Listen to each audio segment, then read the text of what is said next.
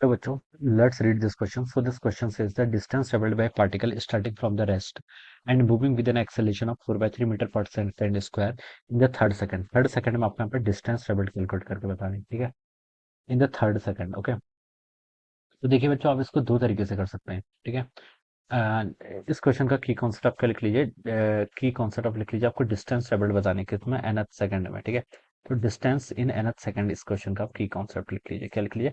Distance in nth second, ठीक है। This will be the key concept, nth second. तो देखिए बच्चों, इसमें आप दो तरीके से कैसे कर सकते हैं। देखिए, हमसे बोल रखा कि थर्ड सेकंड में उसने कितनी डिस्टेंस ट्रेवल की है, यानी कि देखिए 2 सेकंड से 3 सेकंड के बीच जाने के बीच में उसने जितनी डिस्टेंस ट्रेवल की है वो आपको फाइंड आउट करके बताना है, ठीक है।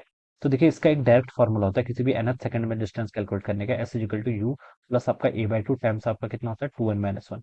दिस इज द फॉर्मूला, इस फॉर्मूला का यूज कर लीजिए। इनिशियल वेलोसिटी देखिए जीरो के इक्वल है, एक्सेलेरेशन गिवन कर रखा है कितना 4/3 डिवाइडेड बाई 2 हो जाएगा 2 टाइम्स एन, एन कितना थर्ड सेकंड में बताना है 2 × 3 - 1, ठीक है। ये आ जाएगा, इसको सॉल्व कर लीजिए। देखिए कितना होगा आपका 2/3 तो यहाँ पर हो गया, और 2 × 3 6, 6 - 1 कितना 5, तो आपका 10/3 सेकंड, सॉरी 10/3 मीटर के इक्वल आ गया। This is the distance travelled. तो एक तो ये तरीका है, या फिर आप क्या कर लीजिए, हमें थर्ड सेकंड में बतानी है ना, तो आप distance travelled in 2 second find out कर लीजिए, फिर 3 सेकंड उनको आप सब्ट्रैक्ट कर लेंगे, वहां से भी आपका सेम ही आंसर आ जाएगा, ठीक है। तो आप इसको ऐसे भी कर सकते हैं, डिस्टेंस ट्रेवल्ड कितना बताना है आपको थर्ड सेकंड में, तो आप इसको क्या कर लेंगे, देखिए distance, total distance travelled in 3 second -2 second कर देंगे, ठीक है। तो ये भी इससे भी करेंगे तो आपका आंसर यही 10/3 आ जाएगा, ठीक है। दोनों से आपका सेम ही आंसर आएगा, ऑलराइट। तो ये भी आप इस तरीके से भी कर सकते हैं। तो 10/3 देखिए आपको ये ऑप्शन पे गिवन है, तो बच्चों क्या लिख सकते हैं, ऑप्शन ए क्या होगा इसका रिगार्डिंग यहाँ पर से आपका करेक्ट आंसर हो जाएगा, alright. This would be the answer of this question, okay.